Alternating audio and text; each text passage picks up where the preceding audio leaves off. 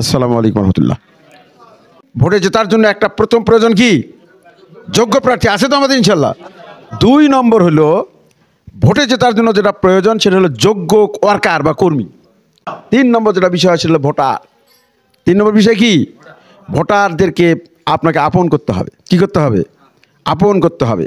বাংলাদেশে 54 বছরে মাত্র একটা সেশনে 2001 থেকে 2006 পর্যন্ত বাংলাদেশের মন্ত্রিত্ব গ্রহণ করেছিলেন 2 জন ব্যক্তি, শহীদ মৌলানা মতিউর রহমান নিজামী, শহীদ আলী হাসান মোহাম্মদ মুজাহিদ। বাংলাদেশের ইতিহাসে 54 বছরে রাষ্ট্রের 1টি টাকাও তারা দুর্নীতি করেন নাই, প্রমাণ দিয়েছে তারা এই প্লাস সৎযোগ্য। এদেরকেই ভোট দেওয়া উচিত, বলেন ঠিক না? ঠিক। এরপরে যেটা আমি বলতে চাই সেটা হলো যে নির্বাচন এর ব্যাপারে আল্লাহর সাহায্যের প্রয়োজন। আল্লাহ চাইলে বিজয় দেবেন, না চাইলে চেঁচেমেচেও কাম হবে না। আল্লাহ বিজয় দেওয়ার কিছু সিমটম বলে দিয়েছেন আমাদেরকে, আপনারা উপলব্ধি করবেন। আল্লাহ তাআলা বলেছেন লাইন শাকারতুম ওয়ালা আজিদান্নাকুম ওয়াইন কাফারতুম ইন্না আযাবি লাশাদীদা। আল্লাহ তাআলা বলেছেন বান্দা যদি আমার দেওয়া নিয়ামতের শুকরিয়া আদায় করে আমি তাকে নিয়ামত আরও বাড়াই দিই, বলি সুবহানাল্লাহ। আপনারা জানেন যারা আল্লাহর দ্বীনের জন্য শহীদ হয় তারা 6 শ্রেণীর লোককে কিয়ামতের দিন সুপারিশ করতে পারবে, জানেন তো আপনারা?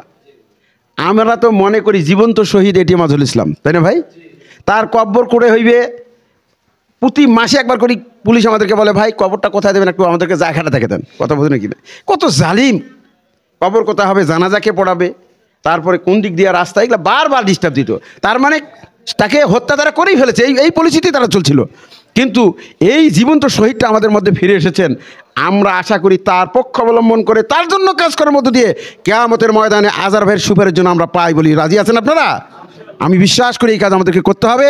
সামনে টাকা পয়সার অনেক ব্যাপার আছে, টাকা পয়সা নিয়ে কিন্তু ছুটাছুটি করবে মানুষ, করবে কি না?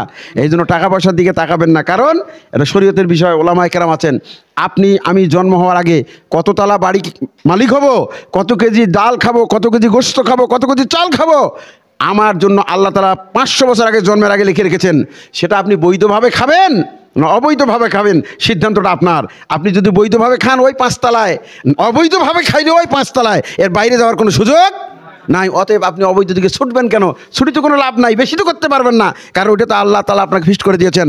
অতএব আগামী নির্বাচনের জন্য আমার অর্থ, আমার সময়, আমার মেধা, আমার যোগ্যতা আমি ইসলামী আন্দোলনের জন্য ব্যয় করে কিয়ামতের ময়দানে জাহান্নামের আগুন থেকে বাঁচার জন্য আমরা চেষ্টা করব। জনগণের মাঝে হাসি ফোটানোর জন্য, দুস্থ অসহায় মানুষের কল্যাণের জন্য আমরা কাজ করব। আল্লাহ তাআলা আমাদের সবাইকে কবুল করুক। পরিশেষে আজহারের পক্ষ থেকে আপনাদেরকে সালাম জানিয়ে আপনাদের সকলের সুস্বাস্থ্য মঙ্গল কামনা করে আমার বক্তব্য শেষ করছি। বাংলাদেশ জিন্দাবাদ, বাংলাদেশ জামাত ইসলামী জিন্দাবাদ, জয় হোক দাঁড়িপাল্লা মার্কার।